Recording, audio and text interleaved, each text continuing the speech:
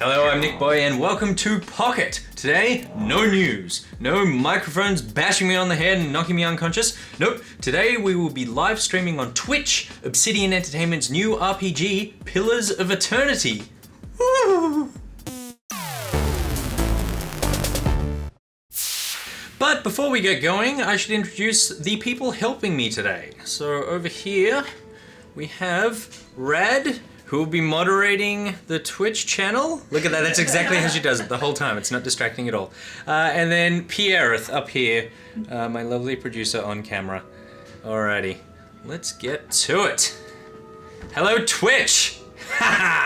This game obviously in the vein of Baldur's Gate, like it's spiritual success, heavily influenced by these kinds of games. But we're gonna get straight into character building now because there's a heap of stuff here. Well, let's go female. Let's go female character. I always like to roll female characters because I'm a man. So like this is a fantasy game. Punker Flufen asks, how good is Paradox doing as a publisher at the moment? I think Paradox is doing well. I feel like this is going to be like one of those games that really captures the sort of core audience imagination right now. And her name, does anyone have any suggestions for names? Gwendolyn. Well, Gwendolyn's quite nice. Gwendolyn's pretty fancy, classic. And also Jack was suggested. And Jack. Let's go Gwendolyn. I love it. Congratulations, whoever suggested Gwendolyn. Level 1 wizard, we are all done. Let's get into the game. So you start, and a tree fell while you were traveling somewhere, and it sort of stopped your progress, so you all camped out. So here's, your first screen. But right now, my character is sick. Something has happened. We're not really sure what it is, but the solution apparently is berries. Which, if you're watching, the solution in real life is never go and find berries. Never eat red berries off a bush in the middle of the bush when you're sick, because you will die. But that is what we need to find right now for some reason. There's a bunch of dialogue stuff here. Where would I find those berries? That seems like a good question to ask. Let's find out where those berries are. He says they grow on a bush that's common around here. Helpful. Kind of funny looking. You'll know it when you see it. So obviously he has no idea what he's talking about. Lots of other questions there. I'll let you guys read those when you play, which you should because the writing's really good. Before we go off, actually something that is really good about the writing is that once he stops talking and it just becomes mainly text-based, they actually write in all the action of characters as well. So here, for example, he says, got a schedule to keep, and then it says he scans over the travelers, resting his eyes at length on a sturdy, armor-clad woman who has spent the journey's nights sleeping on uneven ground without blanket or pillow.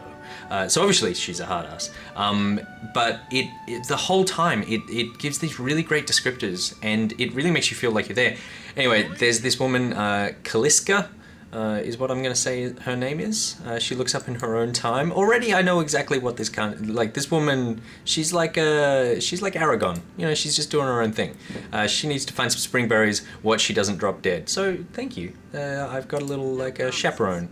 And she says no promises. So now I feel less confident. I really like the design of the game. Like I'm just a sucker for fantasy stuff like this. The maps are they're small little areas and you sort of fully explore it and then you move on.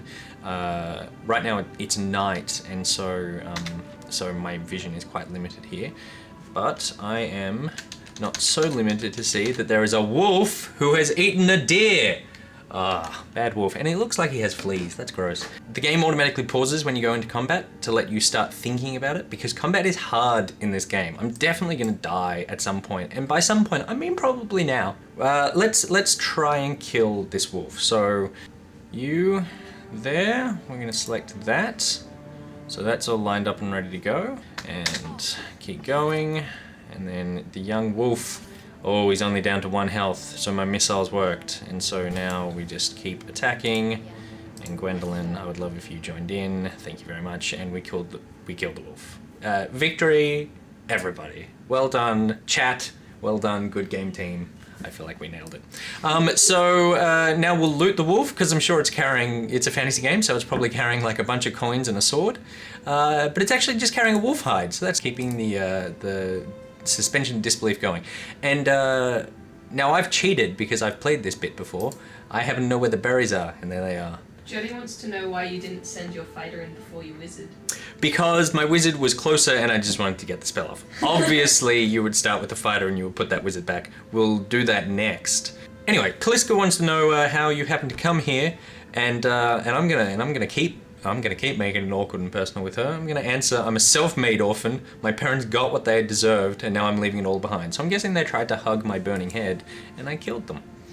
By the way, now is a perfect time. I'm just gonna go in here, which I found last night. I really liked this. I'm gonna go big heads. Yes, look at that. Look at those heads. Look at those bubble heads. So that makes everybody much more easily identifiable. So let's keep big heads on for a while. Get inside. Run! This is like a Gandalf moment. So we're all gonna run inside this cave because something terrible is happening out here. Alright, so now we're in these caverns. So let's figure out where we should be going. Hayden's chest rises and falls visibly with each breath. That should be far enough, but what now? Far enough? You've walked like 10 steps. This is a lazy man. I wish I didn't save you, Hayden. I'm just gonna put that out there. Hayden takes a step forward and his knee buckles because he's Hayden, and before anyone can catch him, he stumbles to the ground, his cheek striking the time-worn cobbles. On unsteady legs, he crawls his way up to the wall and back onto his feet, but his stance is shaky, like a sailor walking on land after a time at sea. Shaky because he has syphilis. Can I say syphilis? I did. You just did. Could we maybe stay here and rest a few hours? He nods at the gash across his midsection, this sort of area. I've lost some blood. I've lost some blood. You got cut in half, and then you fell off a cliff, and then I hit you with magic missiles. You've lost a lot of blood. Okay, so now we're gonna go off this way. Lesser black ooze. All right, Hayden, I'm gonna send you in first because I don't like you. I will loot that on the way back. We go back here. Where did all that slime come from? Good question. Hayden probably did it. You rinse the ooze away, revealing an intricate relief of a man's face. One eye socket is empty. A gem fills the other. Alrighty. Leave. Do I get that gem? No. Are you sure? Right. So you're just teasing me, telling me that there's a gem there. I feel like we're an intrepid bunch of travelers. We would want that gem, but it is not to be. So what should we do? Clicking here, a symbol of interwoven rings is inscribed in the pillar. An unlit brazier? I think it's pronounced brazier. An unlit, like, stove sits at the base. It could be lit if you had the means. Oh, wow!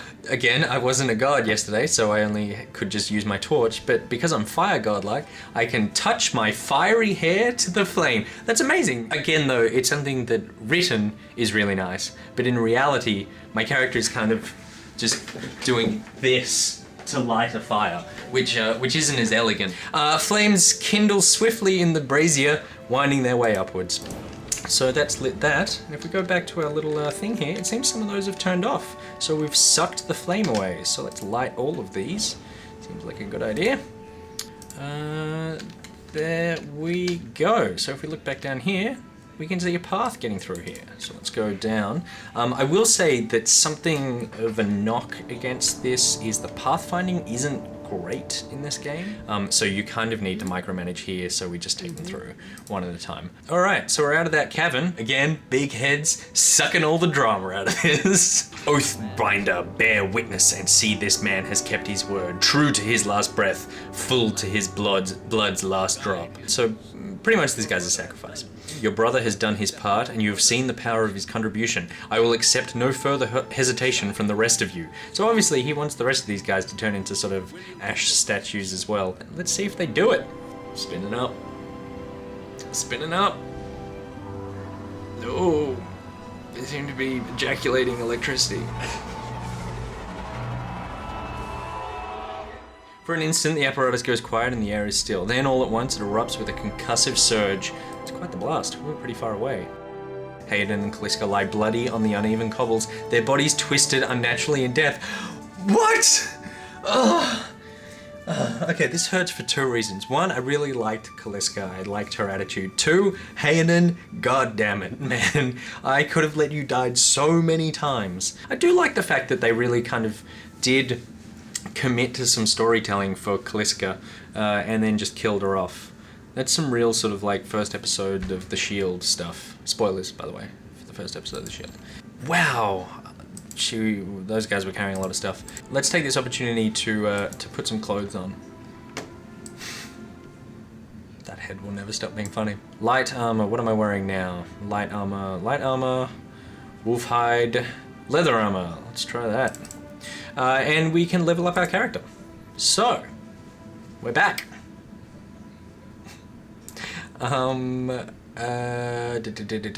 Okay, so I have 6 points that I can level up. Stealth, athletics, law, mechanics, survival. These all have sort of combat abilities and stuff as well, but they also have conversation abilities. So for some of the things I couldn't unlock before, so let's just put some points in everything to see if we can just open up some more dialogue options. Oh, there's lots of different ones here. Offensive, defensive, oh my goodness. Look at this. Hold the line, snake's reflexes. Wow, there's so much stuff here. This is great. This is so good. I'm not gonna come into work tomorrow. Okay. Oh no. Oh, felled. And my giant head couldn't even handle it. It fell through the ground. Well, this is probably a good place to stop because I'm dead now. I thoroughly enjoyed this experience, and I'm going to continue, just not on the internet, so that I don't need to fail in front of everybody. But thank you very much for watching. So that's it. That's it. Goodbye, everybody. So that was the first hour or so of Pillars of Eternity, and I gotta say, I really like where this game is heading. It's obviously very Baldur's Gate, and it doesn't necessarily feel like it's doing anything particularly new with the genre, but if you are gonna steal, you steal from the best, and so I'm fine with something that doesn't push it forward, but is just like a great entry into a really solid genre. So I feel like I've got a good 50 to 90 hours ahead of me, and I'm gonna get back to it. So until tomorrow, NichBoy out! Hayden, I'm so glad you're dead.